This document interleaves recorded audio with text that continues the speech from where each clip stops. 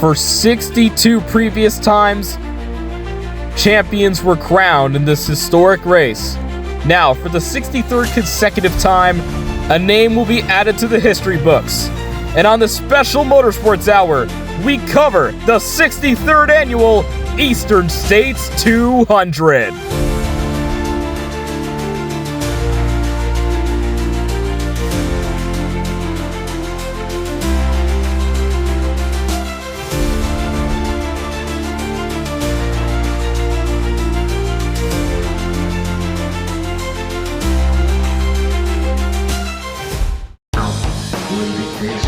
For the 63rd time, the Eastern States 200 is about to be ran here on this Sunday night, and these drivers have been prepping all season long for this big moment.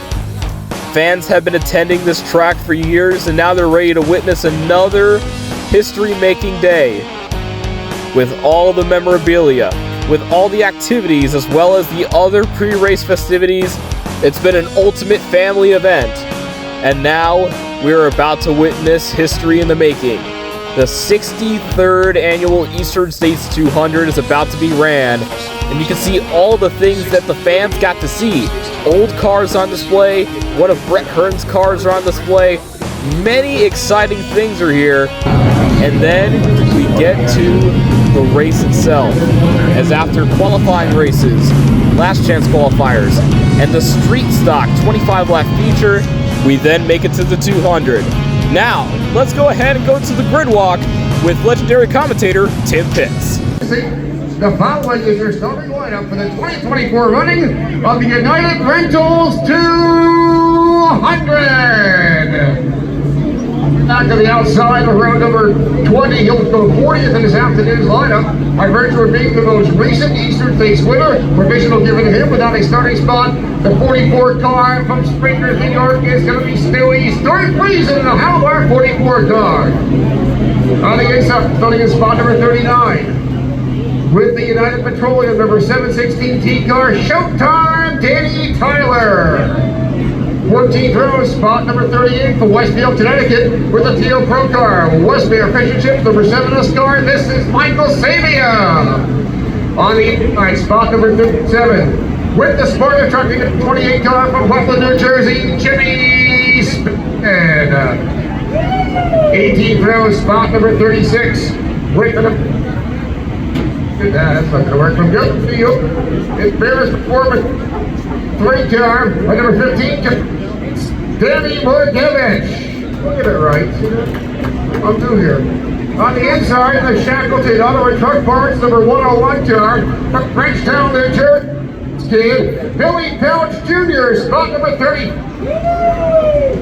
17th row on the outside, starting in spot number 34, with the Interstate Batteries, DKM, number 21 car, Gary Edwards III. For the left side of Gary, starting in spot number 33, the Handsome Devil Catering and Barbecue, number 51 car, from Slade Hill, Tony Higby. 16th row, spot number 32 on the outside, from Wappinger Falls, New York, the Newtown Communications, number 93X car, it is Hollywood, Craig Mitchell. Transferring on the inside from Elizabethtown, New York, in the Adirondack Auto, Tony Michael, landscape number 35 car, this is Mike Mahaney. 30th row on the outside, starting in spot 15th on the outside, starting in spot number 30, the home service and inspection number 22 car, Mike Engler. On the inside of the line, starting in spot number 29 from Olding, Pennsylvania, the Don Brady Construction number 58 car, Loveland River. 14th row, spot number 28 on the outside, from Bohemian, New York, with the Northeast office, with the number 16 car, Dylan Sawyer. He was running on the inside from Rutland, Vermont. Spot number 27 with the Crash Palace number 14 car, C.G. Morey. Here, Gene Carroll, spot number 26 on the outside for the Liberty Wild Caution. Number 24 car, following the rock himself, Chris Schultz. On the inside, for Dempster, with the number 25 car, the American electric number 1 car, TV himself, Tyler Dimple. 12th row spot number 24 from Windgap, Pennsylvania, with the racing pulling number 44 car, Frank Cozy. Well, that's on screen, starting the spot number 23 from Jacksonville, Pennsylvania. The design concepts and enterprises number 10 C car, TVD Tanner Van Doren. 11th row, spot number 22. With the 10 long-line Wangler, South Electric, Superior number 69 car, Tyler Boniface. On the inside, starting in spot number 21. With the British Marketing number 1 J car, from Lawrenceburg, New York, Danny Claypool. 10th row on the outside, spot number 20. Piloting the DRD, Rise Celebration Development, the 35 car, from Keating, Connecticut, it's Chris Curtis. On the inside, starting in spot number 19, from Baldwinsville, New York, the J&B installation number 98 car, the Baldwinsville Bandit, Jimmy Phelps. 9th row, spot number 18 on the outside, with the M1 Trucking Company out of the bid, the concrete number 19 car, Roger Henry Jr. On the inside, going away, spot number 17. Fuel pilot, car number 14, Major. It is the Generation 2 automotive number 14, Brandon Dara. 8th row, spot number 16 on the outside. The Done Better Pools, number 21 car. This is Dylan David Schillen. On the inside of Schillen, starting spot number 15. Group number 1H car on the next speed innovators, number 1H, Tyler Johnston. 7th row, spot number 14 on the outside.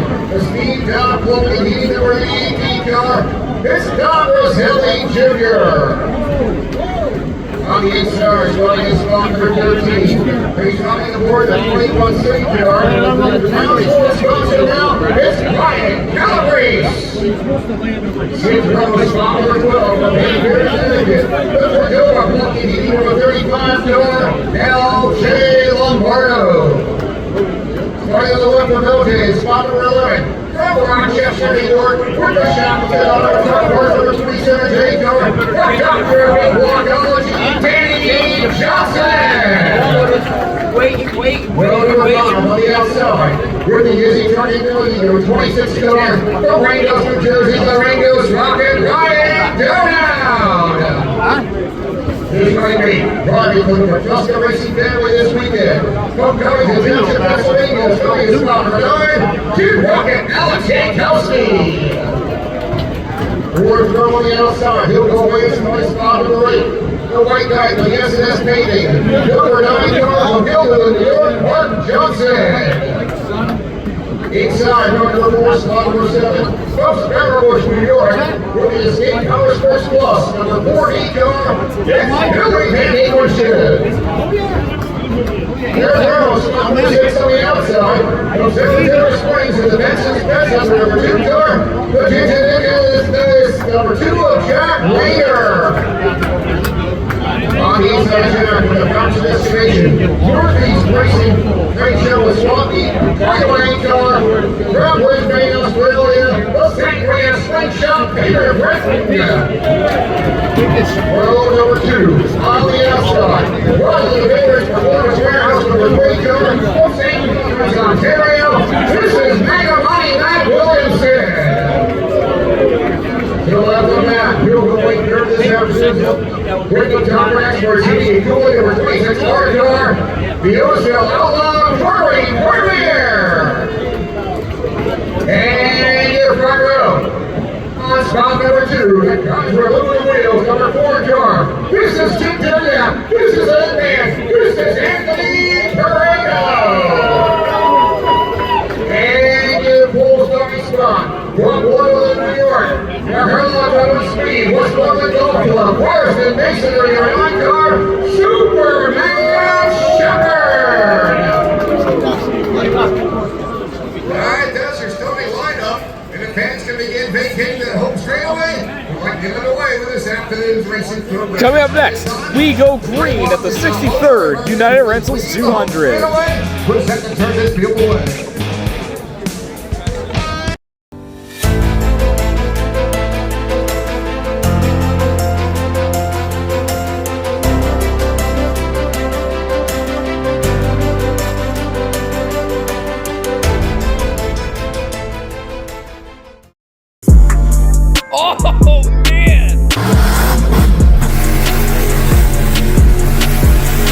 And bad news travels fast. Nice hit.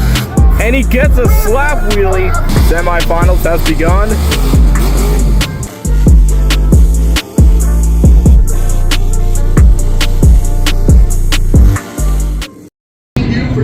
The drivers are now 4 wide as they salute the fans of Orange County Fair Speedway as we get ready for the 63rd Eastern States 200. We're super excited to see what we got here. The Dr. Danny Johnson is in the field. We got the defending winner of the race also in the field. You've got to have a favorite out there. Five passengers driving every car, every truck, every motorhome. And when you go to Orange County Fair Speedway, try the backstretch driving, because then you get to do stuff like this before the features. And see the love here at the Orange County Fair Speedway. Our world's greatest tailgate party that never ends at kickoff. Ours goes right down to the checkered flag. Oh, you look so darn good, I'll tell you. This is one beautiful sight that only us here at the Orange County Speedway can offer you. Thank you, Backstretch Driving, for your warm and illustrious salute to this great field of stock car driving.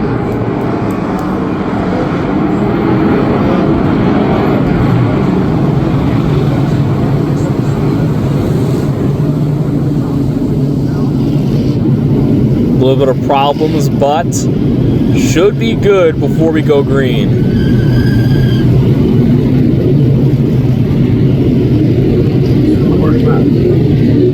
Yep, see it out there, Greg. I just replacing the tie rod right now. The old-fashioned hand wrenches. Not quite enough room to get in there, but they are working on Tyler Nichols, #1 car, the American electric car.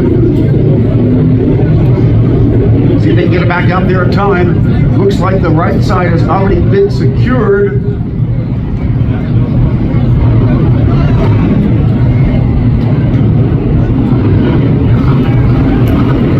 Look at that, there he goes. Tyler and Nichols, big blue, is still seeing the motor on. And he is heading back out to the playground. Great work, good crew, great work here at the electric vehicle on the car. He is coming to go.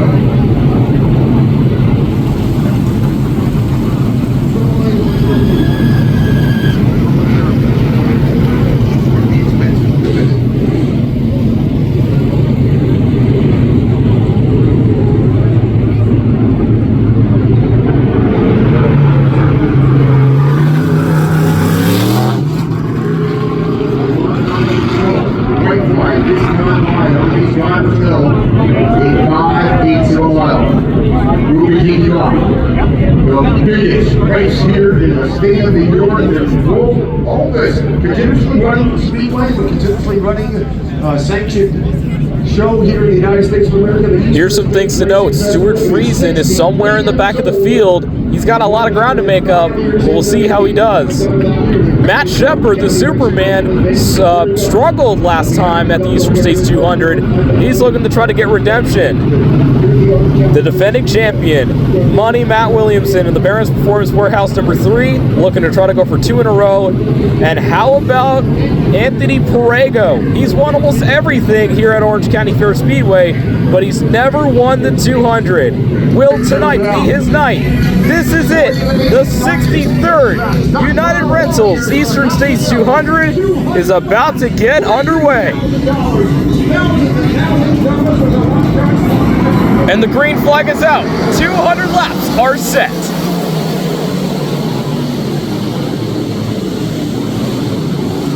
Matt Shepard already to a good start. He's looking to try to get the victory after struggling last time. He's got the lead over Anthony Perego in the 4. Anthony tries to go on the outside. Shepard right there in the middle. You see Shepard, he's got that really good line. He's won a lot of races these last few years here at Orange County, and he's looking to try to add another Eastern States victory. He's won quite a few of them. He wants to continue on that. He's right now pulling away from some of the guys here on the field. Meanwhile, you can see back before, you can see Anthony Perego running second. All these guys are really just going at it right out of the gate. Meanwhile, they still got a long way to go. Only a few laps have went by. And right now it's starting to get a little bit dusty. But as the race continues on, the dust begins to die down because a lot of the rubber goes onto the track. So after a certain point, it'll be easier to see if some of the dust starts to get a little crazy. Anthony Borrego is trying to get to Shepard as he went to the inside.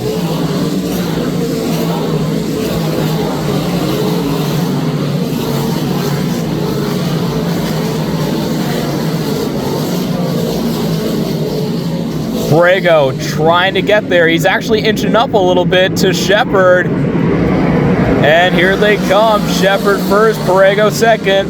Borrego getting closer to Shepard, but will he be able to make that pass?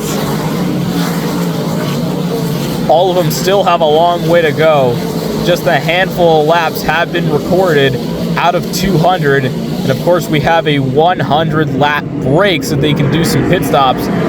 Borrego and Shepard seem to be going at the exact same distance, but Borrego has been leaning him in a little bit.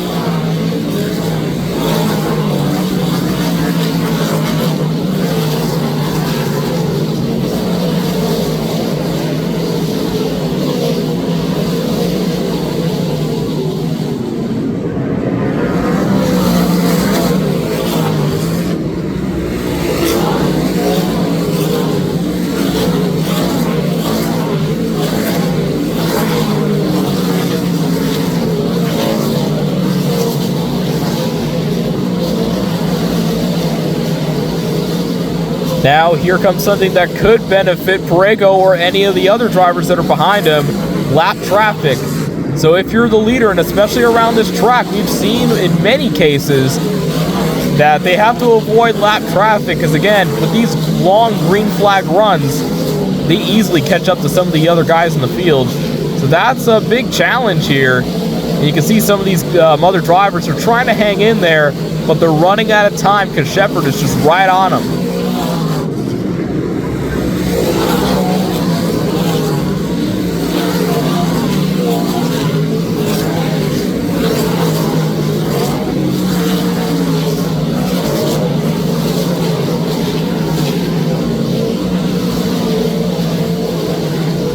Shepard still has the lead, and he's avoiding lap traffic at a really good pace. Borrego trying to follow suit, and it's getting pretty dusty here in Middletown. Again, it's right now dusty, but however, as the race continues, the dust will die down because of all that tire rubber that's getting on the track.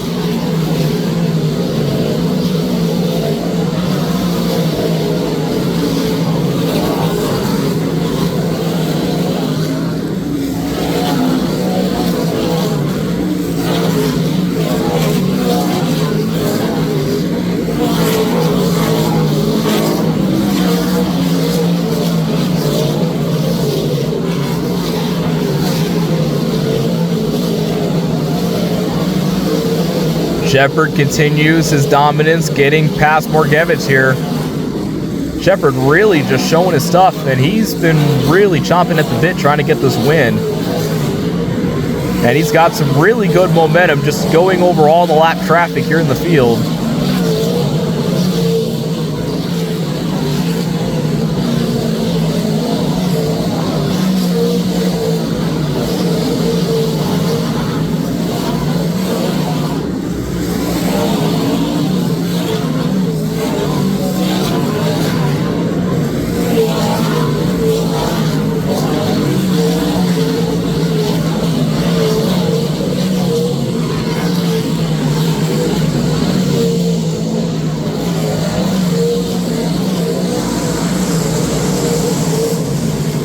Borrego beginning to slip back a little bit.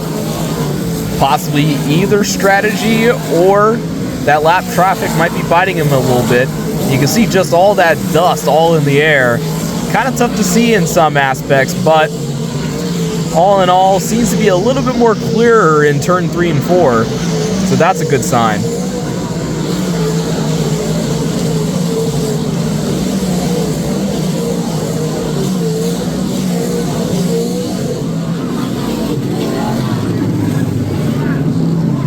And caution waves for the first time today. Unclear of where it is.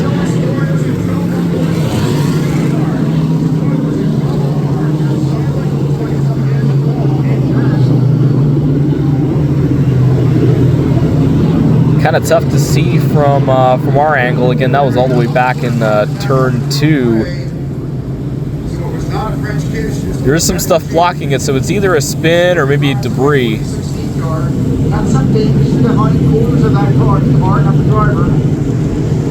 Everybody beginning to go back and get bunched back up. Still got a long way to go here in this race. Again, 200 laps is such a long distance, especially for a dirt track racing series, as this is one of the longest races for a dirt track race ever. Because again, they also have the pit stops, obviously, and yeah, we're about to see it in full display right here. Stopping at his pit stop right now. No radios being used for this extra distance event. They're looking it out. Dirt Track Digest TV. They've got it work built, saying put a couple of gallons of EP in it.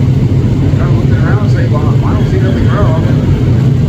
No point, no worse. He found out in the position he was. Looks at the right front corner. Right front, no, really, no, maybe a little bit more than it actually should be. I don't think they've got that much. That is pretty beveled. Yeah, they don't got that much lead over the right front corner. Yeah, a little bit of camber. Too much camber. Maybe about 25 degrees too much.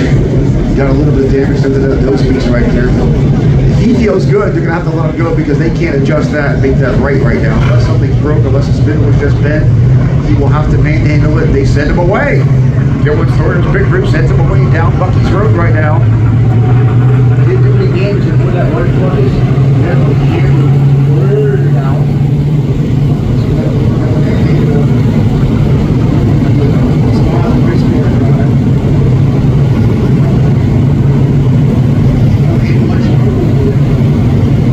Back up to you guys. Tough break, losing a small block power plant last night. Now, just 15 laps into the event, something caused that right front to lean way over. You don't feel it's Try to get those repairs, but I think the damage might have been a little too much. Calling it quits for the night. Comes to close.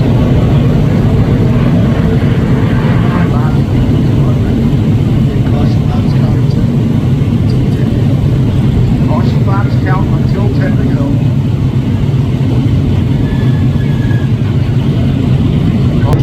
Is the last used to secure the field at the halfway period of returning to the To get the fuel back in started order will not count. Those against the drive clock will not count.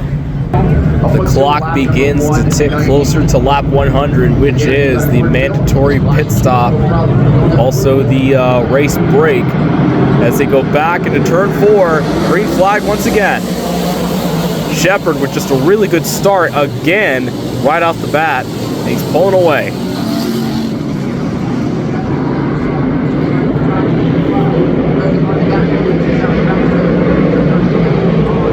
Looks like we might have a battle for second.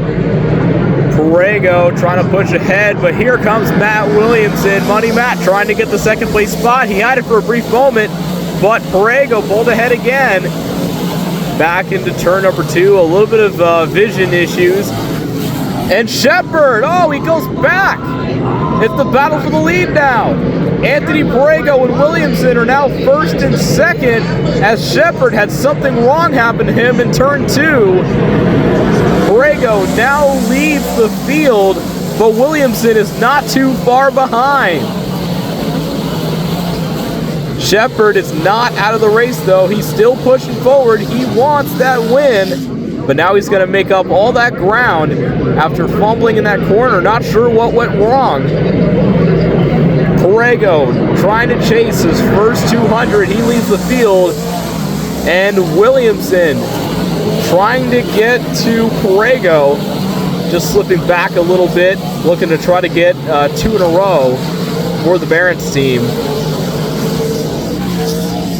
And Perego has just been so determined to get this one. He's won track championships. He's won many other races here at the Speedway. But that 200 has eluded him for a while. And he's a big fan favorite going into tonight.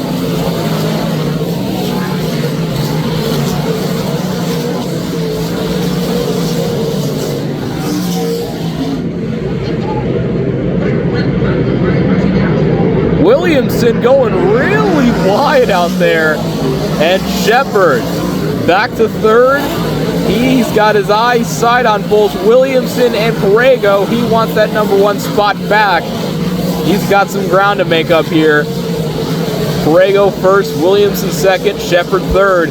These three are truly big dominators at Orange County. And they're all 1, 2, 3 fittingly at this grand race. See Shepard, he's really determined to get back up there. He's got a really good line. He's actually making up some ground on Williamson here. The Superman's got his sights on Money Matt as they go into turn number 3. And Shepard tries to go on the inside of Williamson. Oh, got caught off there. Shepard tries to bounce back now as he just got a really good save. That could have went very catastrophic, but knowing the driver he is, he managed to pull right back on, and now he is not even that far behind from Williamson, so he didn't really lose that much. But the way how he hit there, who knows if that might have damaged him, but it doesn't look like it damaged him that much. He's not too far behind.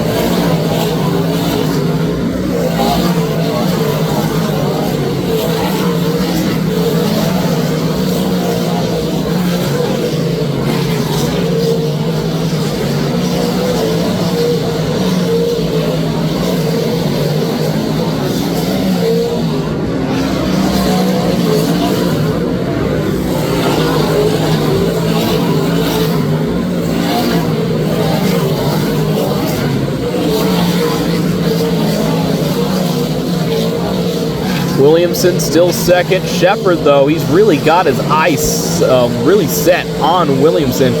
Meanwhile, Perego is now battling lap traffic, and now both Williamson and Shepard are now going to have to do the same to continue on this race as they've reached that point since this green flag lap has been going on for a while now. We're going to see some lapped cars up ahead.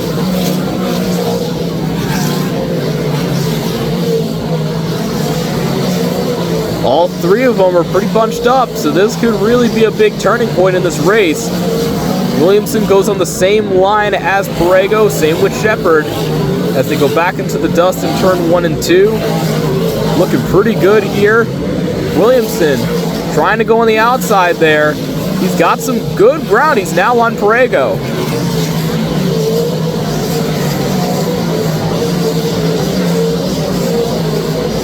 And while this is going on, you can hear just the blessing of a sound that is modified racing. Just listen to that big, big block horsepower.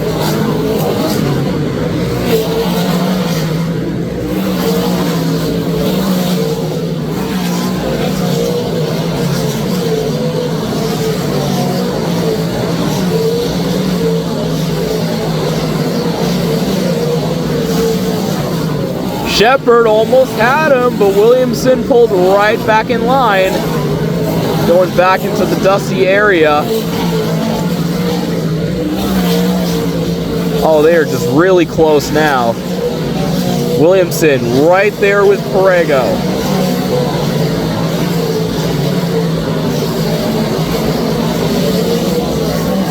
It looks like they got to stay on that line that Perego's in. He's all the way on the low side.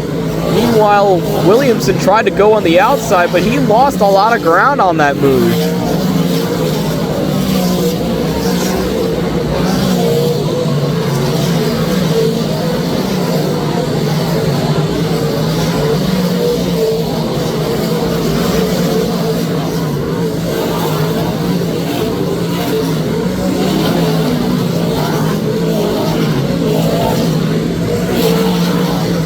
Oh, looks like Shepard has got Williamson. Shepard now to second. Oh, here comes Williamson. Look at him just going all the way to the outside there. Taking back second. And not for long, Shepard's got... Oh, wow! Matt just went back in line in front of Shepard. Holy cow. And now Shepard retakes the second place position from Williamson. I think that move might have shooken up Matt there. The Superman once again back in second. And it looks like he will be sticking with it as he's trying to go for Perego now for first.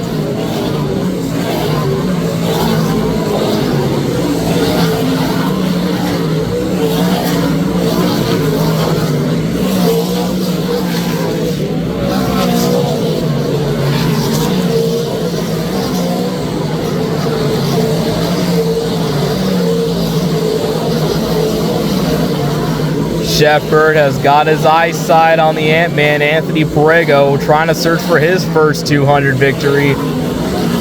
As the battle continues to heat up, as we continue our march to lap 100, that is when they'll take their break. Williamson trying to get back at Shepard. He once again goes on that high side. Worked the last time, but Shepard puts the block on him, and now they're right in line with each other.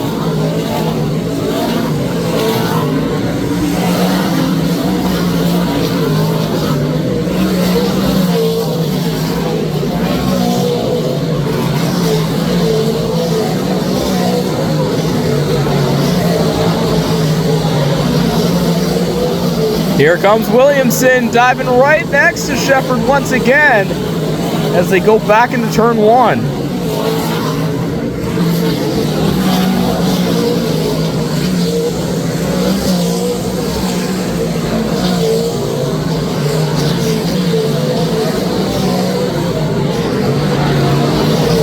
Perego still up front, dealing with lap traffic. He's trying to get ahead of Williamson and Shepard as Williamson got back to the second place spot. Second place has been having a lot of lead changes, but first place has been up with Perego for a while now, and he's been sticking with it, and he's hoping for more green flag runs like this. He just has to keep his foot in it. He's doing a really, really good job. Perego right up front.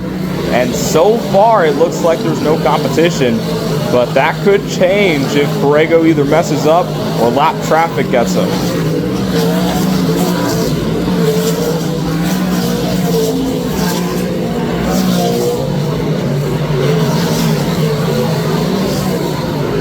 Slowly working his way up here in this long green flag run. And remember, once we reach lap 100, that's when we have that pit stop where the race comes to a complete halt. That's a different rule that they had this year. So Perego needs to work all the way to that lap, and then he has to get past another 100. So that's going to be a little tough.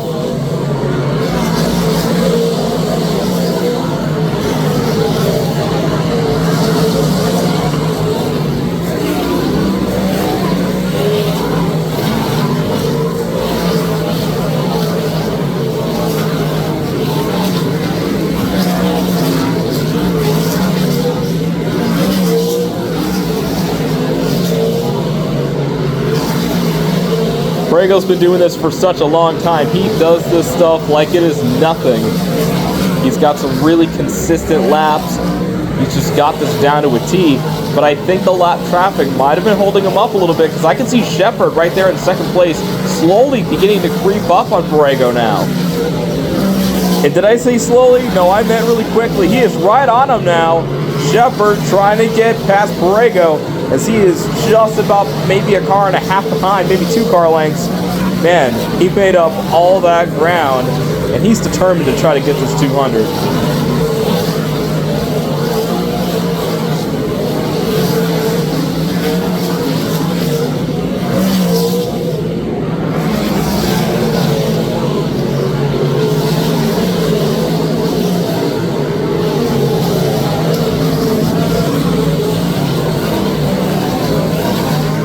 All Perego needs is all those lap cars to be right behind him, so Shepard could have a tougher time getting closer to him. But however, Shepard, he's passing these cars easily, kind of like how Perego does. These two are very talented, so it's just a fight to the finish. Meanwhile, behind, you can see everybody's just going at it since the ring of the bell.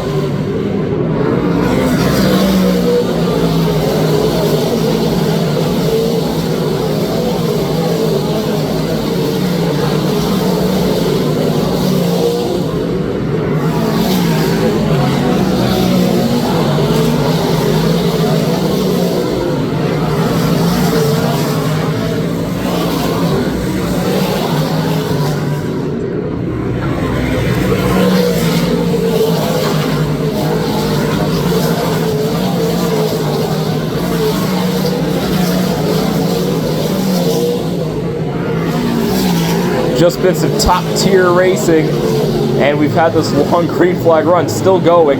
Borrego still up front, still trying to get his first, and we have a caution. Caution on the Speedway. And where was it from? Looks like somebody has hit the dust in turn 2, facing the wrong way, facing the wall. From here, it's kind of hard to tell who that is. Because again, it's a little bit blurry and a little dusty down there in turn 2.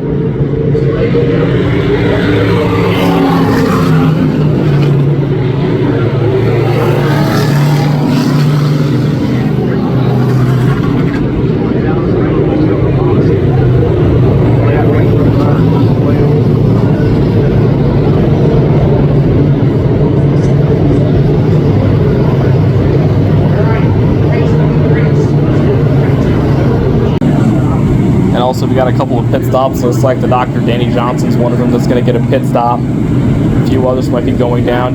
And so far, it's been a pretty decent race. I mean, you've had a couple of passes. So far, Borrego, currently your leader in this race. It's just been, so far, a pretty good run, but there's still a long way to go here on the Eastern States 200 as the pit stops are going around lap 52. I believe, from my knowledge, I think the caution laps stop when there's 10 laps to go. And now let's take a look at that front row again. Borrego Shepard has been first and second the majority of the day. Taking a look actually back at the 6th place position. Take a look at that 44 blue car back there. Stuart Friesen started around the back and managed to work his way up. As now they put the pedal to the metal back to green. Borrego with just a really good start. Everybody follows suit right behind them. And the dust flies as they go back to green flag racing. You got Borrego, then you got Shepard, then you have Williamson. Just a really, really big amount of drivers up there trying to get to Borrego. Shepard went all the way to the outside, gave the block. As now he's looking to try to get to Borrego, still at that number 2 spot. He's looking to try to get redemption after last year. Last year he got into a little bit of a wreck a couple times, and that messed him up. Now he's looking to try to get it again. Meanwhile, we got a battle for 3rd place. And look at Shepard going all the way high. And it's kind of odd, like just the way how that car is. Sometimes it goes, sometimes it doesn't. And Borrego has this really good line where he's just sticking with that inside line. Meanwhile, really, in my opinion, the only way you could really use that outside is if you have to make a pass, but don't go too far out. And now they begin to space out a little bit as they go to the next lap.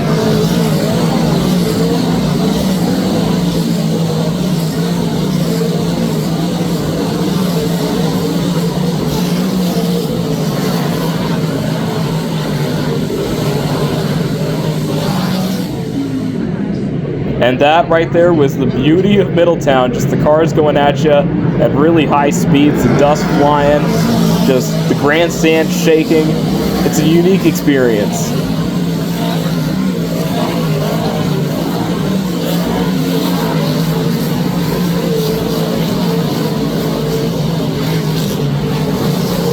Borrego now has a pretty sizable gap over Shepard, so he's cruising now. Meanwhile, Shepard going back to that inside line. He wants to try to catch up to Borrego, so the best way to do it is to follow his line. And then you strike when you're close.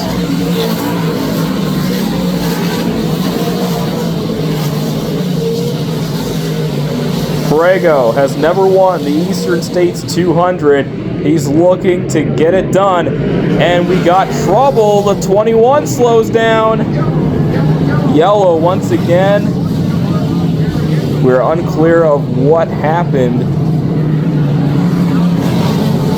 as the car comes to a complete stop.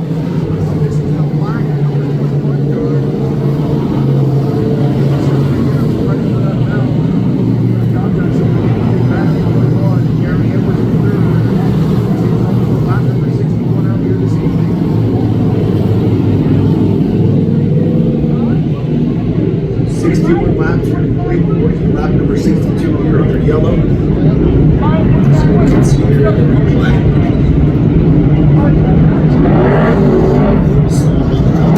Johnson's towing arrives. Trying to figure out what is going on.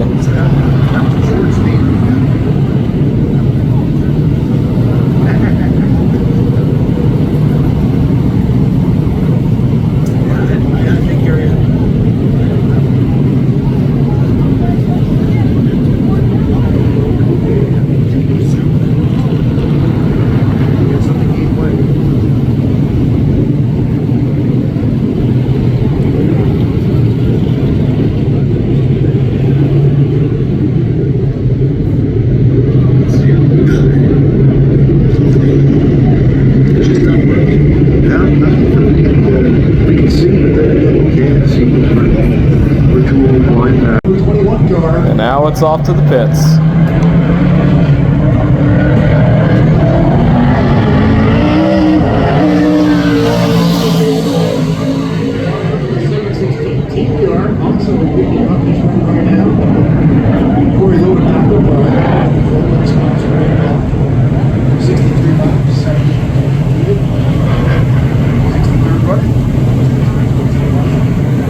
The top six barely changed really as they continue on, as we're about to go back under the green flag.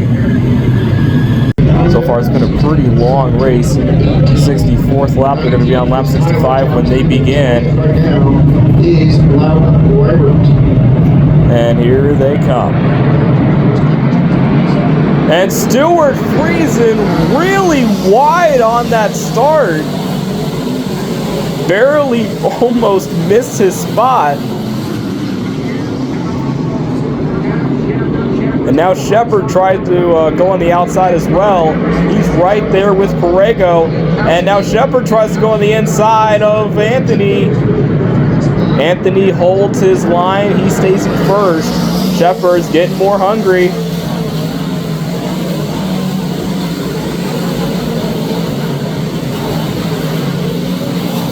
Still pretty bunched up. Perego, Shepard separated by about 2 car lengths. Make that 1 car length as Shepard closes in on Perego in turn 3. But then Perego zips by and then he goes away from Shepard. So it's the entries that Shepard seems to have an advantage at. But then out of the turns, Perego's got the advantage, it looks like. Shepard tries to go on the outside again in turn 1 and 2. We're going to see how he goes in turns 3 and 4. He's going low. Perego still has it. Shepard trying to catch up. Relatively the same amount of positions. He's behind. Here comes Stuart Friesen starting to charge up. He might try to get a run in. Perego and Shepard still relatively the same way these last few laps. Shepard closes in the corner, and then Perego pulls back. But look at Stuart Friesen. He's challenging for the 4th position. He's right there with the line of Williamson. And Stuart Friesen now goes into the 4th place position, as he must have found that line, and it's working pretty well for him. Keep in mind, he was in the back of the field at the start of this race. He had to qualify his way into those last chance qualifiers, and he managed to make it work. Unreal.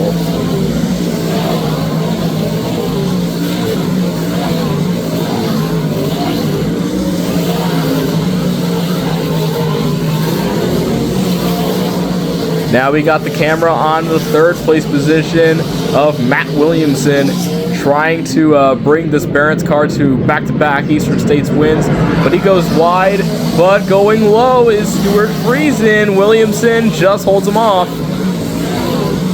Stewart has won this Eastern States a couple of times in his career. He's looking for another one.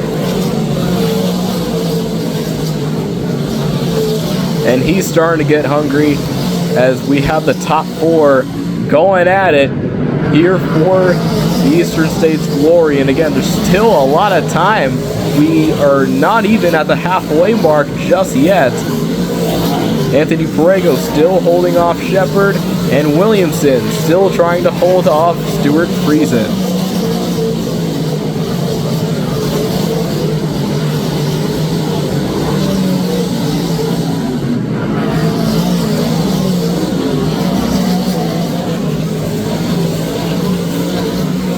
right up in front of Perego. He's starting to see that lap traffic. This is where things can get pretty tricky. And we're going to see if they're going to be able to hold their positions, or we're going to see some big passes, possibly for third, second, or even the lead, as they are just about a couple of car lengths away from Anthony Perego, the Ant-Man, in first.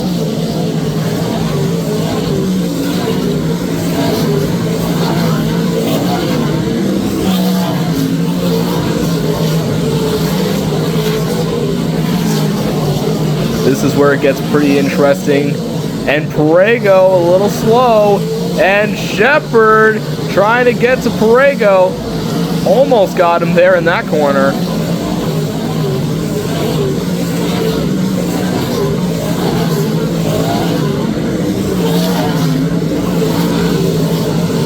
It's now Perego trying to get around another lap car. Shepard, he might have found an advantage. He goes on the inside. He shoves Anthony. And Anthony goes on the outside.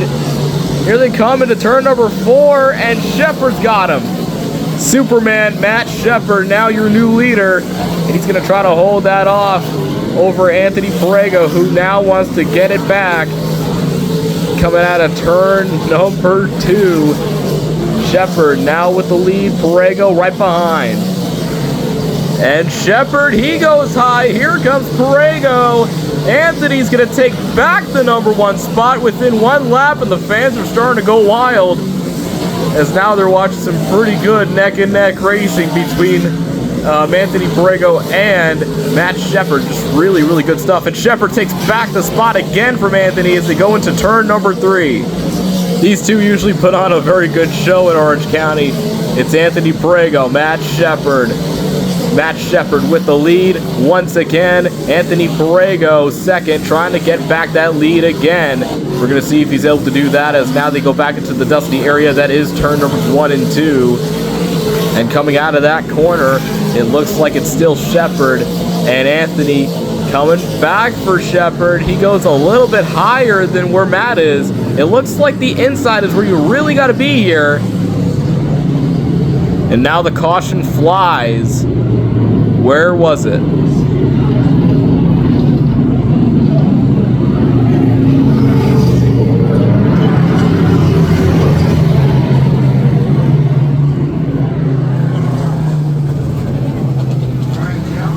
Currently unclear of where it is from our vantage point. The laps continue to tick after a few long green flag runs as we creep closer to lap 100, which is the halfway mark. And these guys have been putting on a big show. Matt Shepard, Anthony Perego, Matt Williamson, and then all the way back over there, losing just a couple spots, is Stuart Friesen. It's just been a really, really good battle, and it looks like, from our vantage point, it might have been for debris on the racetrack. Again, the race trailers are a little bit, it makes the situation a little bit tougher to see.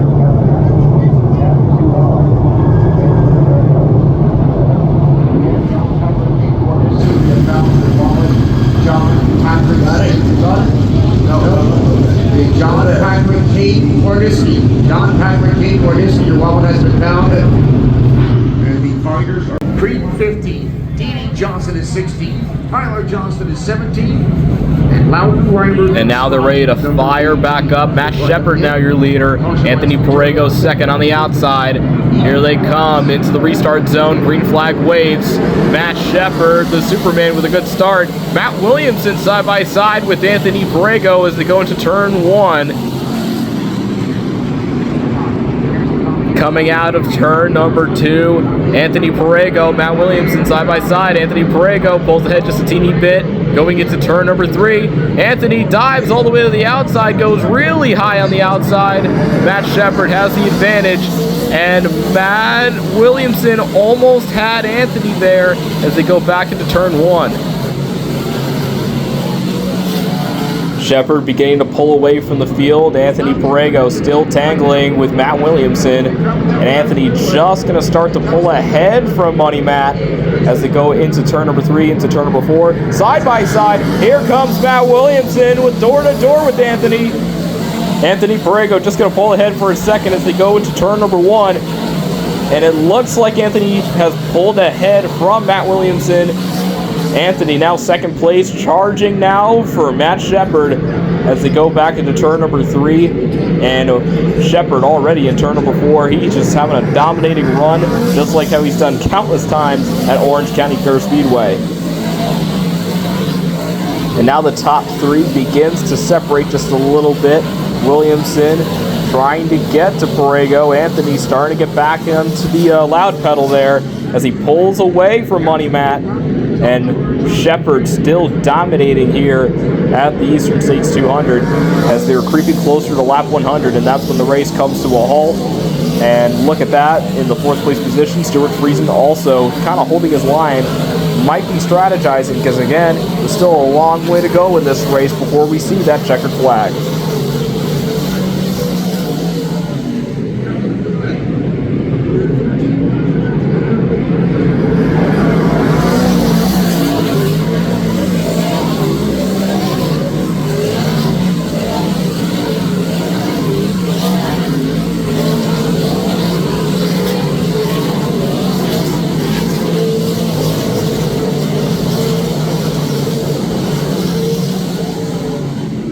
Shepard's won countless times at Orange County Fair Speedway, winning championships, winning Eastern States 200s, winning other races in Orange County.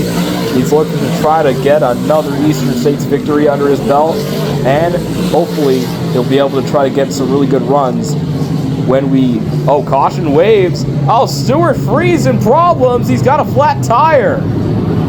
Might have rubbed the wall on the outside, and that might have done it, or he might have tangled with somebody. Not sure what caused that, but now he's got to go to pit lane at a certain point when pit lane opens, and he's hoping that it opens very soon so it doesn't damage the car further than it already has, because he wants that shot to get another Eastern States 200 under his belt.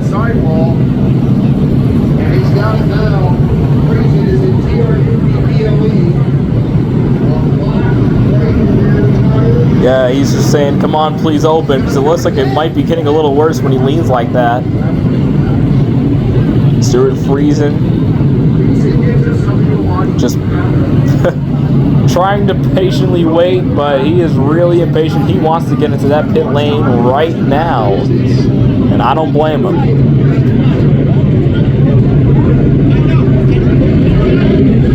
So Friesen, flat right rear tire. Pit crew standing by on Bucky's Road. Friesen coming in for a new right rear Hoosier. The road is closed. Now, closed. AOCD.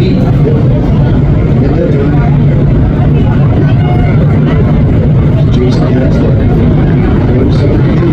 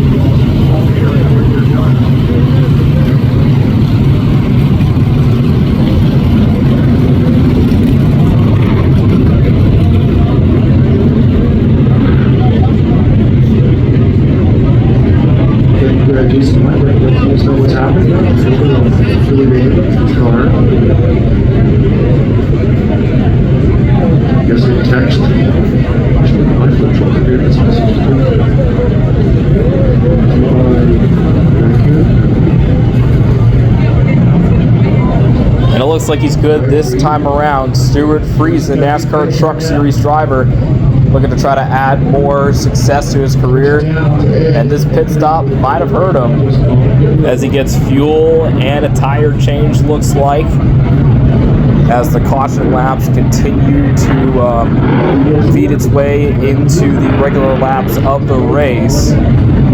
And keep in mind, you don't lose positions when you're on pit lane during a yellow flag, so Stewart's okay. But once they get started, then he starts panicking. So as of right now, it looks okay, but either way, they gotta rush and get that car right to the proper time and get him out there.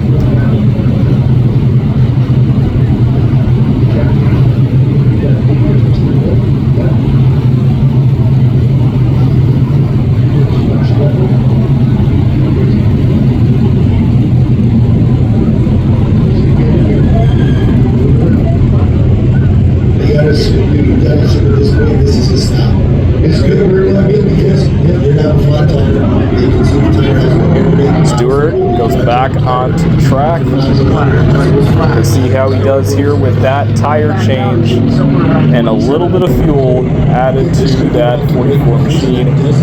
Borrego, Shepard, again, still just the top two of this race. They've been dominating. The green flag waves again. Shepard with a really good start.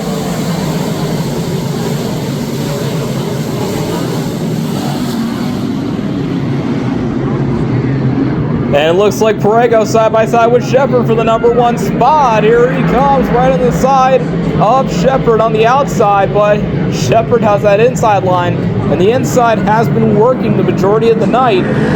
But Borrego, oh, they rub, and they're still side by side. Borrego might have led that lap, but Shepard, again, he's got that inside line. That usually works, but Anthony right here, he's pulling ahead from Superman Matt Shepard on the outside. Anthony back in the lead again.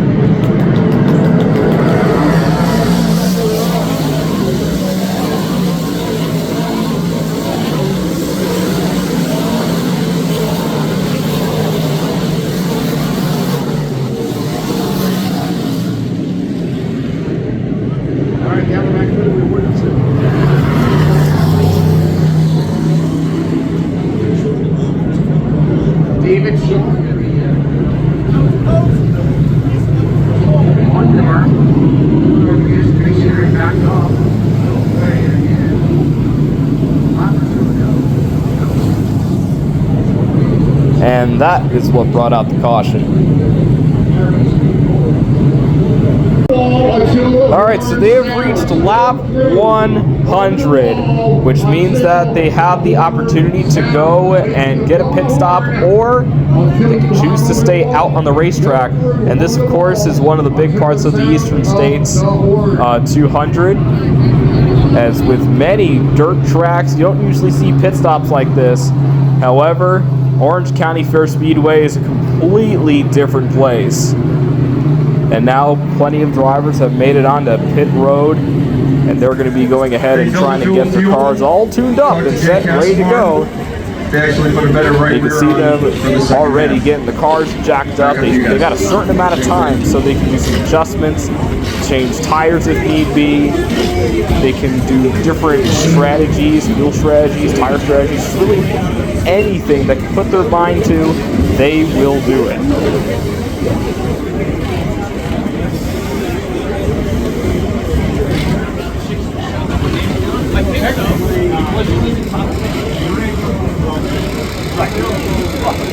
Alright, so anybody on the front stretch, do not look at the car. Do not in behind the wall right now on pit road. Do not look at your car. 4 drivers stayed out. Tyler Little, Danny Johnson, Stuart Fraser, and Peter Brady. Do not look at your car if your car is not on Bumpy's road.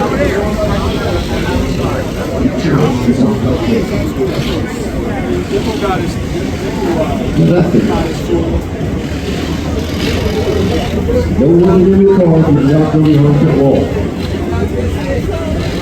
It's a little bit of a twist here for Eastern States Racing. First time we've done these 12 with that break. That's a whole new twist.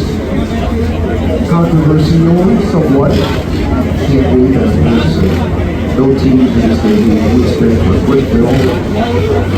And then you see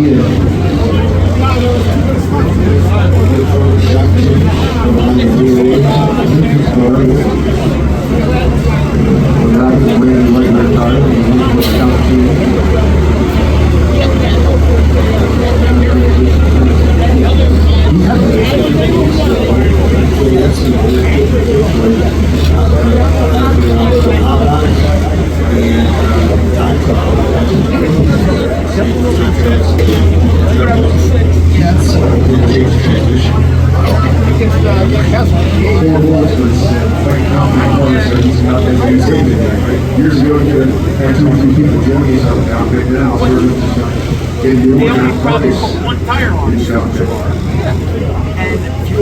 As they get ready for the next 100 laps, we will get ready as well. Up next, the second half of the 200. Oh, man! And Bad News travels fast. Nice hit. And he gets a slap wheelie. Semifinals has begun.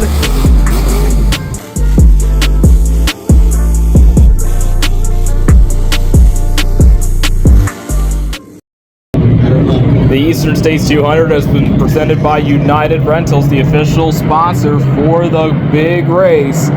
As the green flag flies, the second half is underway, and we're going back to green flag racing. And right out of the gate, the dust flies, and we'll stay silent for a little bit and have you enjoy some more sounds of Middletown.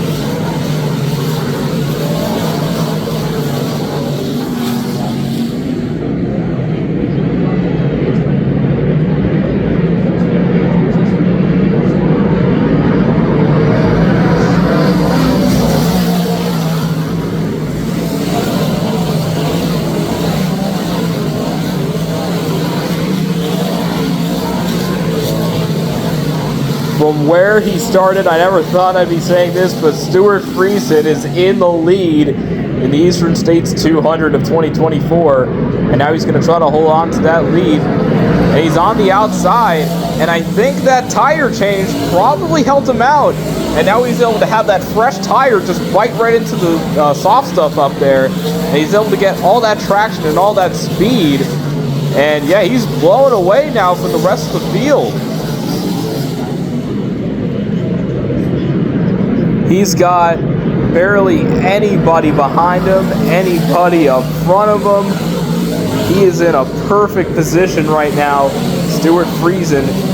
I think that pit stop might have been some good luck there, but we'll see how he does for the remainder of this race.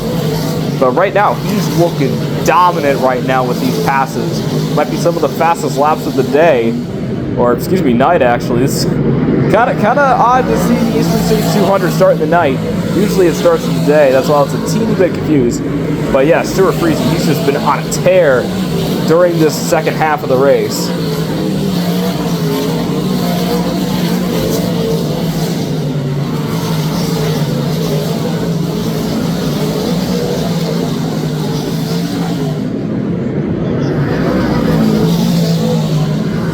Shepard's made up some ground. He's trying to get to second. And yeah, with Stuart Friesen and his tire setup, it's going to be tough to reach him. But knowing Shepard usually is someone that's tough to pass. So if he gets up in front, there's a good shot he might take it.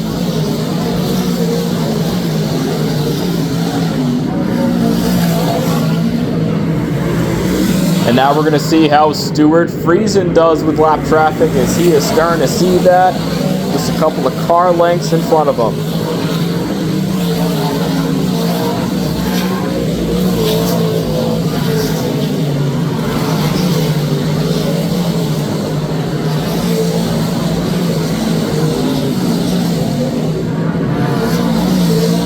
And you can see everybody is just easily being separated into like a separate group, it looks like. Some of the dominating drivers are also up there too, which is also kind of crazy to see.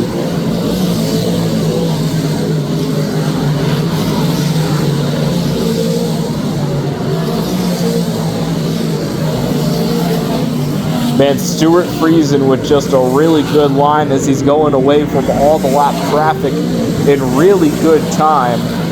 As now he has to work off the rest of these last 100 laps in order to get another Eastern States 200 in his career. He's won a few. He wants to add another to his books, and we'll see if he's able to do it. He's right up there on the high side, getting right to Daniel, and he's got him. Just really, really great driving here for Stuart Friesen.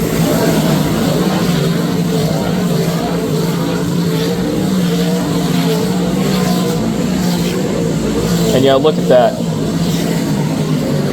If he's either going, he's either going on the inside line, or if he sees there's a little bit of like a slow line on the inside, he'll just chuck it all the way on the high side. And that tire that he got from the pit stop is working tremendously for Stuart, and he's looking to be a big dominating force. And again, going into this race, I was not expecting this at all, even though that he is a heavy hitter in dirt track racing no matter what.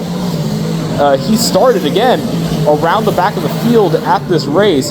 He wasn't originally in the field. He had to qualify his way in earlier that day with one of the last chance qualifiers for the big block modifieds earlier, and yeah, he managed to go and qualify his way in easily, and now he's right up front and nobody is touching him right now.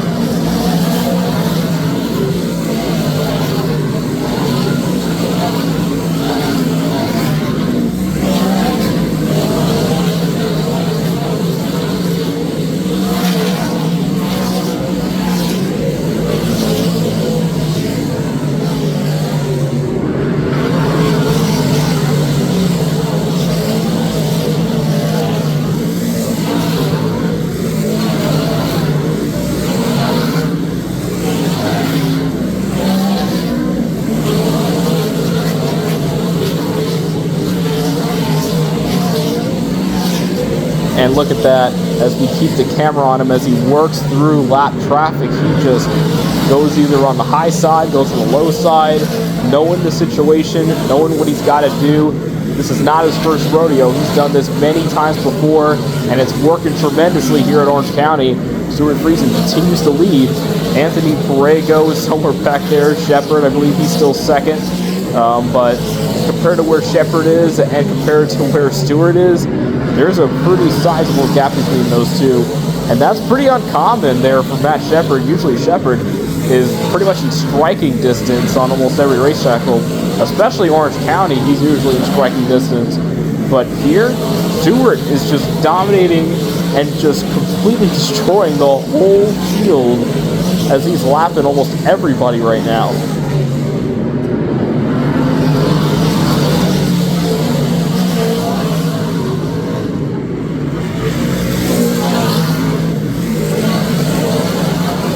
It's also great that some of the rubber got onto the track and now we can see it a little better.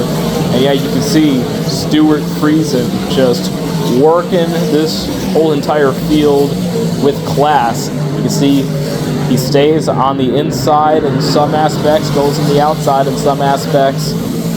And he can see these moves coming in like several yards away, and he just like attacks it. He knows exactly what he's got to do each and every time. And now he's got a couple of cars ahead. Where is he going to go? He's going to stay on the inside. That might have bit him a little bit, but knowing him, he'll probably get back on the outside if that line begins to hold. Look at this here. Speaking of Shepard, Shepard's now right on him, and we might be seeing a battle for the lead. Shepard is now right there with Stuart. Stuart Friesen goes on the high side, and Shepard might have been outsmarted from our vantage point. Maybe, maybe not. Really close. Just about a car length, maybe less than a car length separates both Stuart Friesen and Matt Shepard now. as Matt finally found that rhythm. Oh, and now he's got a car right in front of him. He's going to go on the high side of him. He's going to go right to Stuart Friesen, right on his bumper, and Stuart's going to stay on the inside.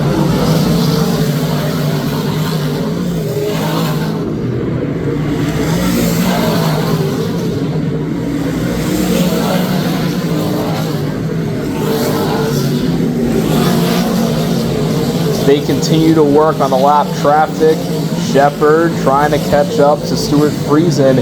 Shepard's been in this situation many times before, and looks like the one thing that Shepard needs is for Stuart Friesen to be blocked by lap traffic, so Stuart's got a shot. Because Stuart looks to have a really fast car. It looks like both of them might be equally matched, but when it comes to the lap traffic, that plays a major factor, especially with these short track races. That is a big, big strategy, because obviously the big challenge is getting up front. But the other major challenge is when you got lap traffic and you got to get around them. That could slow you down, or that could play within your favor, and you could block with some of those cars behind you, and that could easily have you pull ahead, and now they got to deal with that lap traffic, and that'll hold them up. And as you can see here, Shepard went back a few spots as a result. So, yeah, it's just a lot of skill no matter where you are. And Stuart right now is dominating so far. Shepard was close, but there could be a good chance that he'll catch up pretty soon.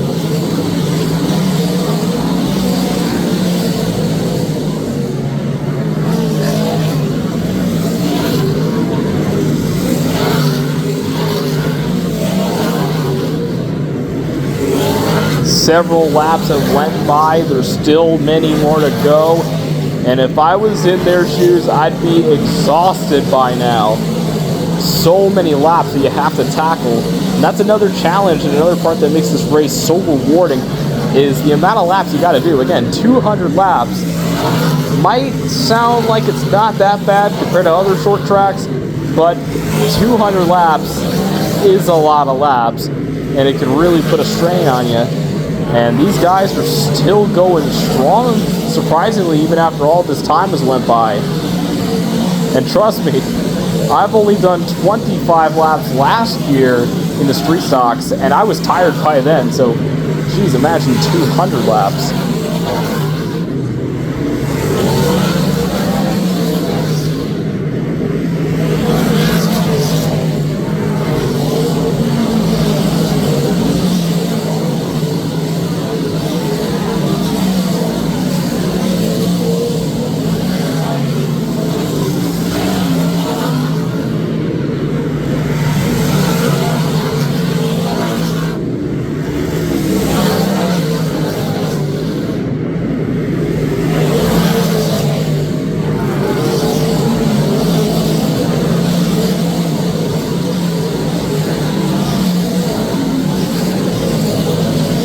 Stuart Friesen still just with that lead. He's just been up there the whole time.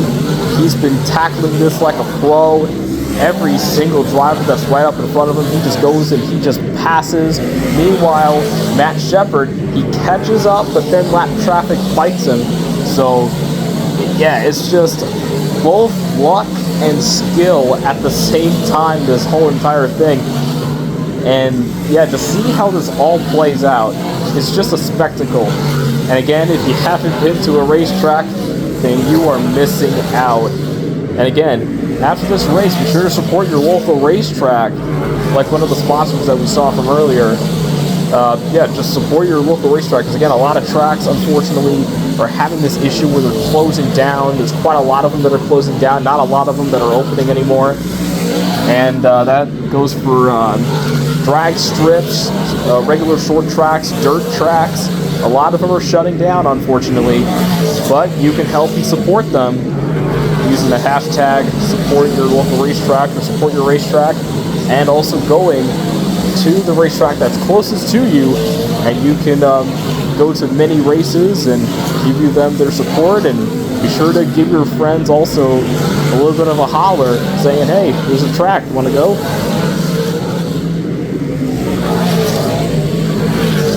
Shepard being bitten right now by all that lap traffic. He's trying to make up all that ground, but again, it's so tough. And he goes really, really high, and that might have bitten him a little bit. It looks like he actually might have went through. Again, it's a little tough to see from our camera. We don't really have the cleanest lens. But yeah, I think it might have looked like he might have caught up. Ooh, he actually lost some time, and you can see Stuart Friesen again with that dominating line. He goes on the high side, still using up that tire that he got on his early pit stop.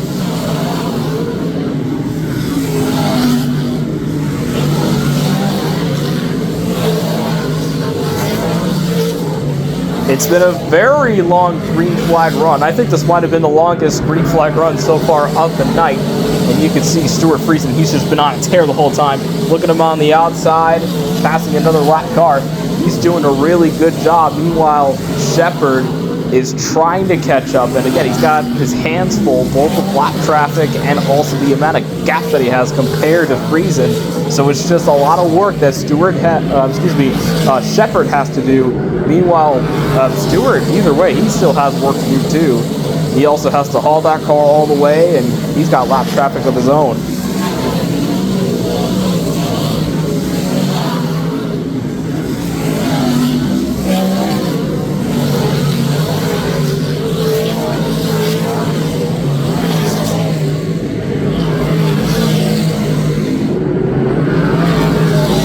Season 3 is going to be a big season for Motorsports Hour coming up. We're going to go to quite a few monster truck shows. We're currently in the planning stages of the season. Monster trucks are coming back this season, unfortunately. Some of our plans did not go the way that we wanted to. So we only had one monster truck show that we had to cover, and that was the Sussex Fair event, which is out right now. But, however, we're going to try to go to more next season. We're going to try to look into some other locations, maybe an hour, 2 hours ahead from us. And we'll try to get into some more events coming your way. And for Orange County Fair Speedway, if they're up for 2025, we'll be super excited to see some more racing. And there's a good chance we're going to try to get the street stocks a little bit more exposure. So more information on that will be revealed on the TF Motorsports official Discord server, which you're able to go there in the description down below. And also on our social media, and we'll possibly have a trailer out by next year on this very channel, TF Motorsports. Once again, Stuart Friesen just has been up front this majority of this extra 100 laps, and he's just been going at it. This long green flag run still going. Stuart just with this big line, and yeah, Shepard is pretty far behind. There's nobody really challenging Stuart Friesen here with that line he's got. He's passing cars left and right, giving Shepard some more work to do. And that's what he wants. He wants Shepard to work his butt off and slide back more. So Shepard has to, like, really get his hands full. And then Stuart Friesen, obviously, because of that, he'll be able to capitalize and just cruise to an easy victory. But there's still some time.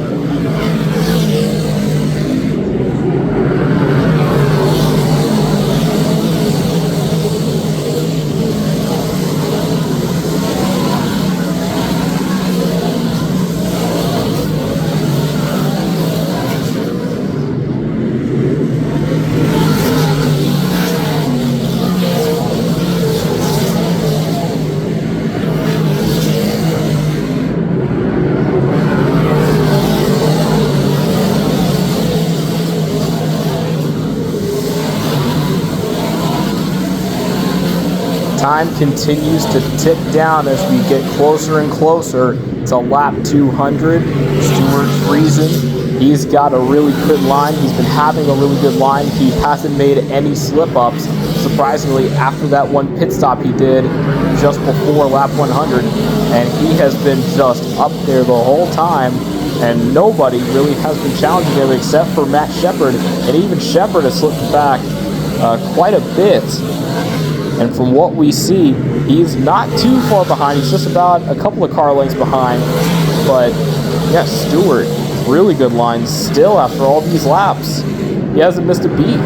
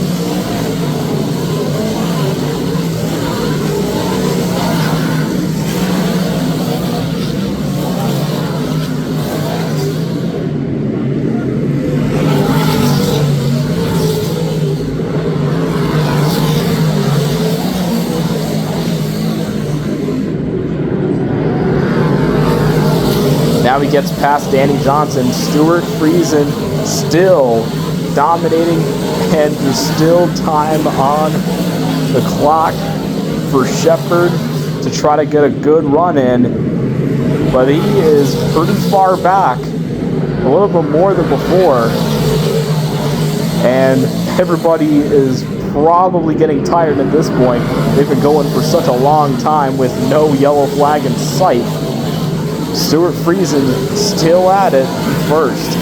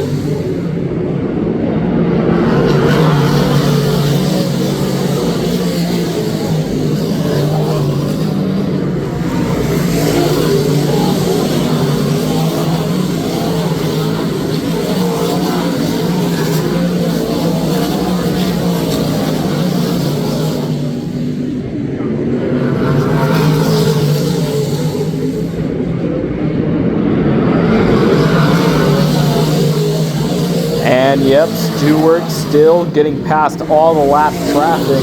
Several guys are now several laps down as Stewart continues to pick at everybody. But however, some of the top guys are still possibly in the running, but they are praying for a yellow flag to possibly be in contention to get past Stuart Friesen.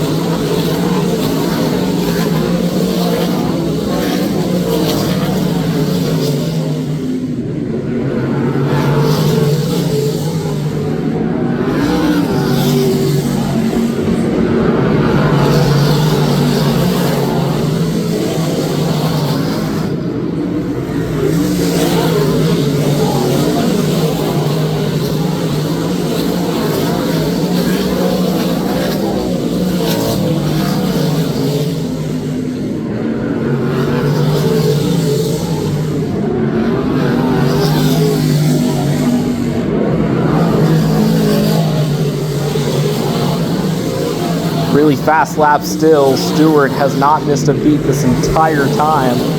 Hasn't messed up from everything I've seen. Stuart Friesen has been just doing very flawlessly this second half of the race, and nothing is slowing him down as he continues on his dominance here at the Eastern States 200. Stewart once again gets another lap, goes for another one.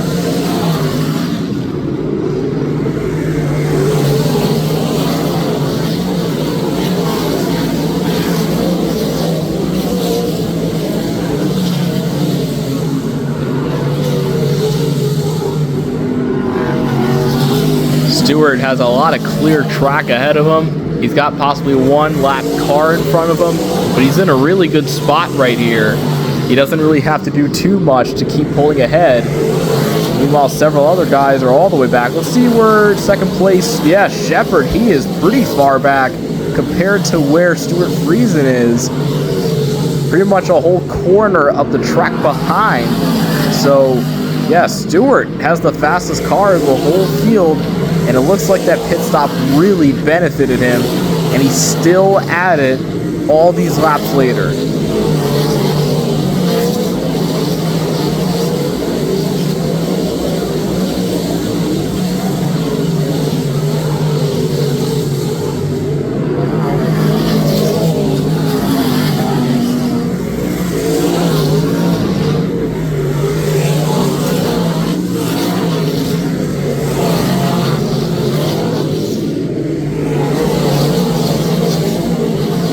Friesen going back into turn number 3, once again going to turn number 4, and now he sees lap traffic once again, so he's got to get back into that habit as he's been all race long. And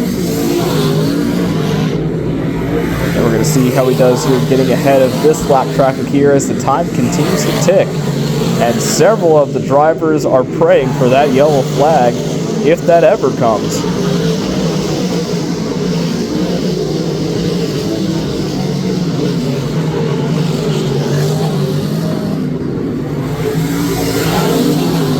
He just has a really, really good line still.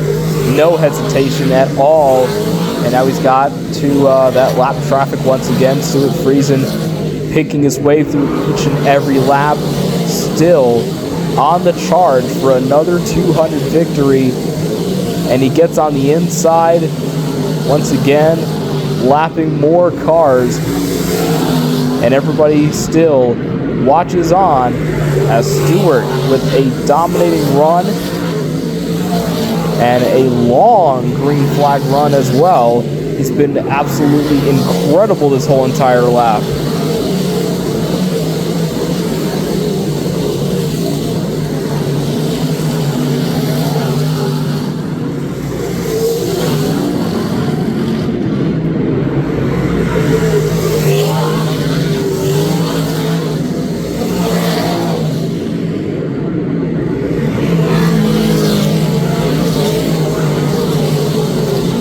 And now he's back in the middle of all these lap cars going on the inside. And they're slowing down. We got a caution. This might have been a break for Shepard or Perego or Williamson or some of the other cars that are behind them. And now we're wondering where that was. Currently, we not sure, because again, we were focusing on Stuart Friesen there. And now the caution came out at 167, and now they fire back up at 174. And it has just been a really huge, exciting event so far. And now Stuart Friesen has to try to continue his dominance at the front. The top 4 is just stacked. You got Stuart Friesen, you got Matt Shepard, you got Anthony Perego, Matt Williamson, green flag waves. This is going to be a classic as here they come.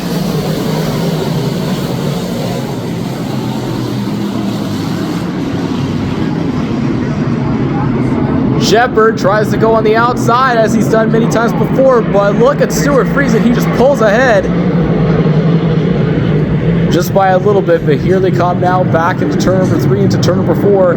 It looks like it is all Stuart Friesen, and all the way on the outside is one of them. Oh my God, really wide and goes in all the way. Back into turn number 2, Stuart Friesen shows the way as Shepard right behind. Meanwhile, Matt Williamson 3rd, Perego 4th. Going back into turn number 4. Shepard goes a little high, trying to get back into that high side again. A lot of the track has been used up significantly, both the high and the low lines. See all those tire marks all over the place as all that rubber has been shedding off onto the clay. And look at this. Even Shepard can't even catch up to Stuart Friesen. This is interesting here. Shepard cannot even catch up to Stuart Friesen. The whole entire field continues to shift back. Stuart Friesen has the fastest car this whole entire time, and there's a good chance he's going to walk away with the win.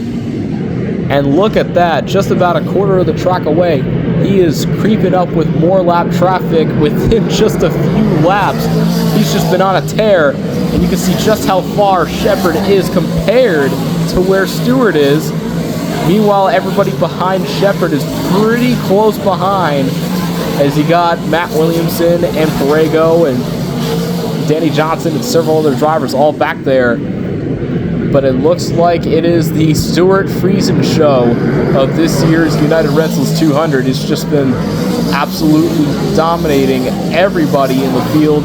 And earlier, Shepard had a chance, but now nobody is coming close to where Stewart is, and there's a good chance he'll walk away with this.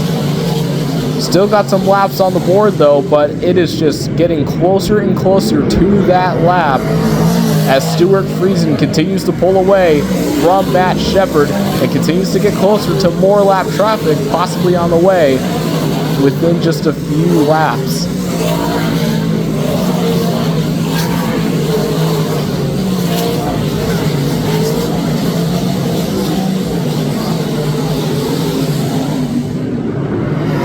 Matt Williamson trying to get some ground on second place.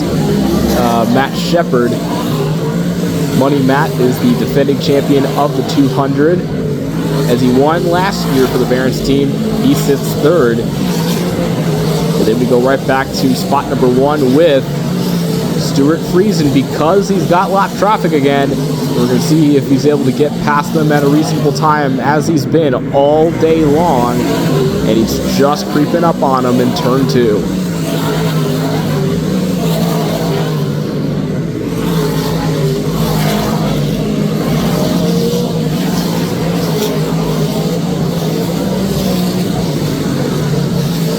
Slides down onto the inside. Just going to be right behind him. Now he's going to go back to the inside. Pretty much really taking over that line. Man, he's just been so dominant. I know I've said this pretty much the entire time during this second portion of the 200, but it's true. He's had the fastest car. And look at him just working his way as he shoves the other guy out of the way. Man, Stuart Friesen just absolutely with this huge run here today at the Eastern States 200, and there's a good chance he's going to walk away. He gets ahead of all this lap traffic, giving everybody more work to do, and he just passed several cars within a few corners of the track. Time continues to tick. Stuart Friesen really on a tear, and he's looking for that checkered flag at some point, and there's a good chance he's going to see it.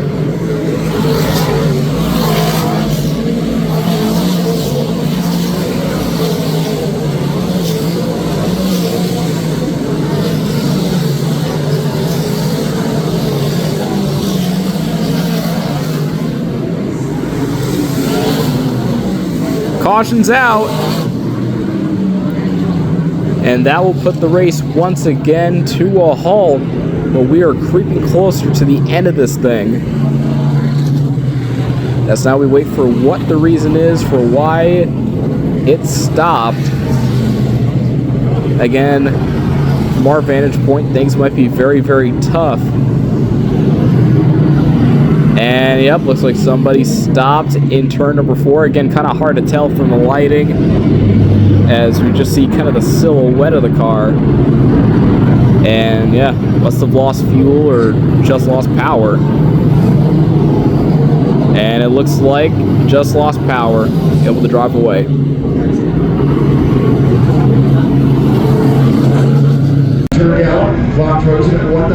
All right. Caution laps will no longer count as laps. So with these 10 laps, all of them will count only under green. And we're going to see exactly how they do. The top 4 has not changed at all as they go green once again. Just another flawless start for Stuart Friesen, as he had a really good jump over Matt Williamson. And Matt Shepard goes on the high side, and he is just not going to catch him.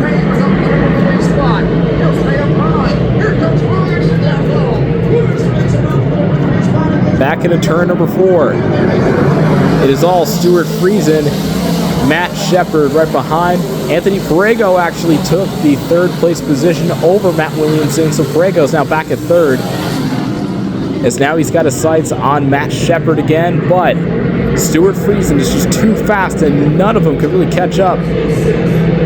As Shepard, with a pretty sizable gap behind Stuart Friesen, and Anthony Perego still searching for his first 200. He's in 3rd, just right behind Shepard, all chasing down Stuart Friesen as they continue on. And Stuart with just this big run this entire time.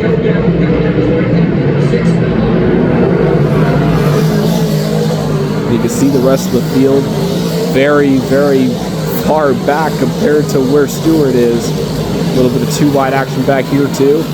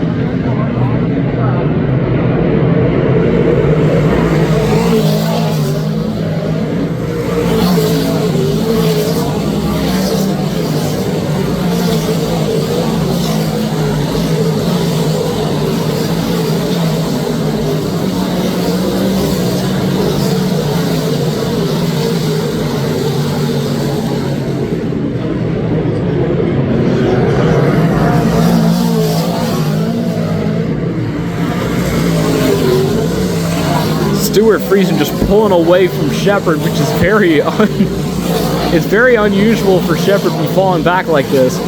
Stuart Friesen with a huge run, and he's been on this huge run this entire night ever since after lap 100. He got the lead, and he's just been staying with it with no competition. Nobody's been able to pass him. He's been holding on this number 1 spot for this majority of the race. And now he continues on this pure dominance of a run. Stuart Friesen once again getting back into lap traffic, continuing on, hoping for that white flag. And the clock continues to tick.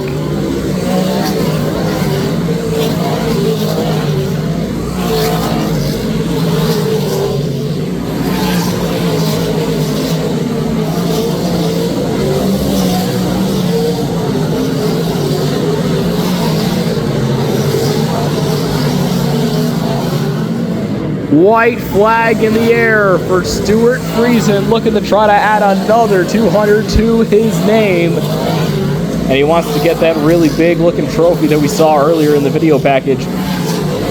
Stuart continues to work into turn number 3 with lap traffic. He goes to turn number 4. Your 63rd Eastern States 200 winner is Stuart Friesen. He's got it done. The checkered flag waves.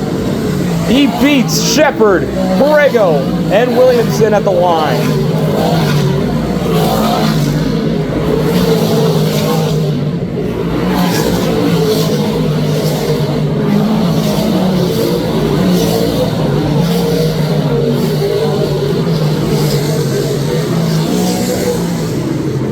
And now the celebration is on for Stuart Friesen, getting the 63rd United Rentals 200.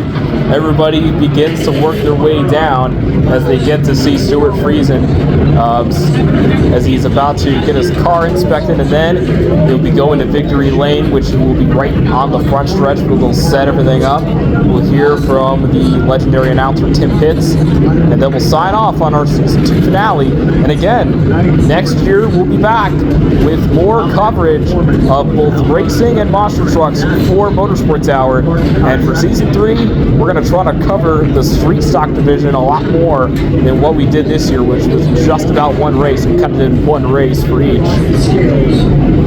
Stuart Friesen had a dominating second part of the race, and now he is added to the history books as another multi-tie winner here on this race. And he completely lost either power or gas, and now he's just going to be brought to the front stretch by a quad from one of his team members.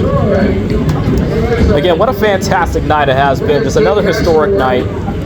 Just great racing, had some great passes, and man, Stuart with just that dominating fashion this whole entire second half of the race, and it just benefited. And we're about to see what he's got to say in Victory Lane, and the celebration for him will begin all night long.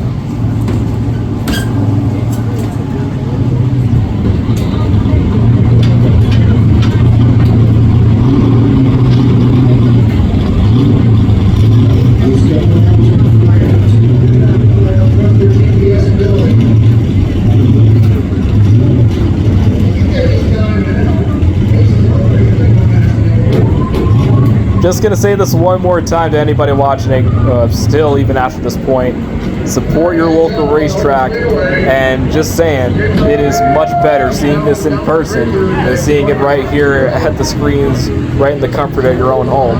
Just being there is just an experience that you're never going to forget.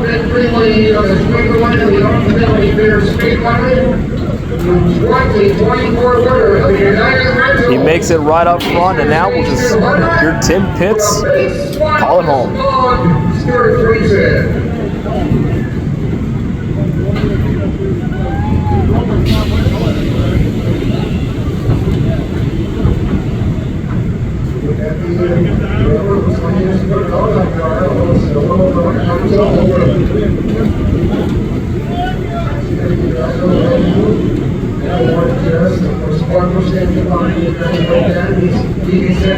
Not out of the office, maybe on the desk for quite some time. Lots of the car, ladies and gentlemen, the winner of the United Rentals Eastern States 200, Stuart Friesen. Parker waving that checkered flag. Oh yeah, he's got some checkered flag just making this commemorative event here at the Arch Family Speedway. And there you go. Little rooftop wiggle by Parker. Just also down. Well, I'll tell you, what a time out there tonight. Got the straight 200 laps behind the us.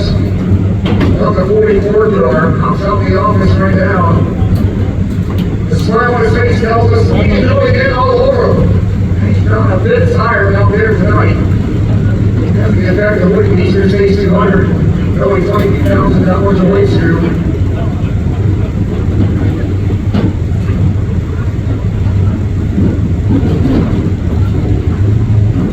All right, here comes Stuart. Stuart Friesen, I gotta ask you this right off the bat. Have you ever seen a nicer trophy for Eastern States? No, that's something special. That's what Eric made it. KTM guys, and that's really cool. I sent some pictures up beforehand. I don't want to get too excited about it. You see the trophy before and stuff like that, but that's really cool. That's what made me go so darn fast out there. You didn't decorate that thing for Christmas. I'll tell you what, now the big deciding factor, you had a tire go down, you had to make a pit stop before 100. You sat out here on the straightaway at top number 100 with the brake was. Any questions about that? You had fuel, you had tires, but any questions about it? How did it go? Yeah, definitely. I hit a lot of shit. Apologize, with the lap cars, the wall, Frank Cozy. There was a couple of second moments. I didn't know Shepard's so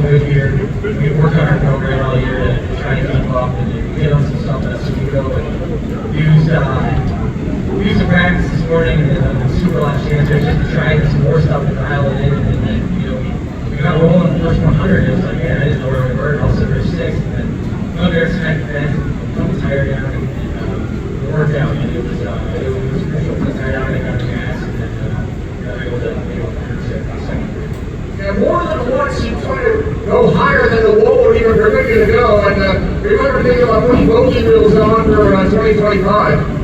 Yeah, I gave Kurt some crap about the track this morning, but we had a good game plan. Started at us there, getting the water on it, and slicked it up kind of like the Centennial race did. There was a little bit of a curve up there, and before I could lean out a little bit of something too, or then it was just a track to line out, and just how much just such a great job, back muscle, back setup.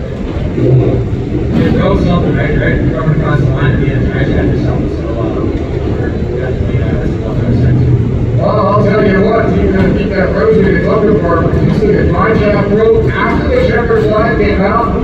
Yeah, something. It was making all sorts of noise with the LCO. That's what else we got. So, we had another race guys on our side. That's the team's playing. So it was pretty good tonight. Oh, a couple of vehicles in the plate next Sunday at church, got $22,000 paycheck. Try well, John. Back to your most regular place on earth, the Orange County Speedway. Yeah, thanks so much, Tim. Thanks you and Mike for calling a great couple races here. I love the fun with you guys this year. It's all about races. Thanks to all these great race fans. Thanks to Brad Packers, their whole staff for keeping this race alive. It's really, really special. It's even more special. As far as I think they already know your ring size, Spears Jewelers got the champions ring for Eastern States, and they're going to be presenting that right now. Ray and Sharon Taraka with the specially customized ring just for the Eastern States winner. A coveted piece of jewelry that so many drivers have attempted to win for their career here at the Orange County Speedway. And a big thank you to Ray and Sharon Taraka for another piece of coveted jewelry, a special customized ring with that big orange gemstone in the middle of it. So many drivers won it, only one does it every year in the month of October here at the Orange County Speedway. Lots of other, of course, presentations will be made down here. A $1,000 check for the leader at the halfway point from the Main Street approval up there at the Hamburger Clinic. We thank them for coming on board as the first time halfway leader of the year.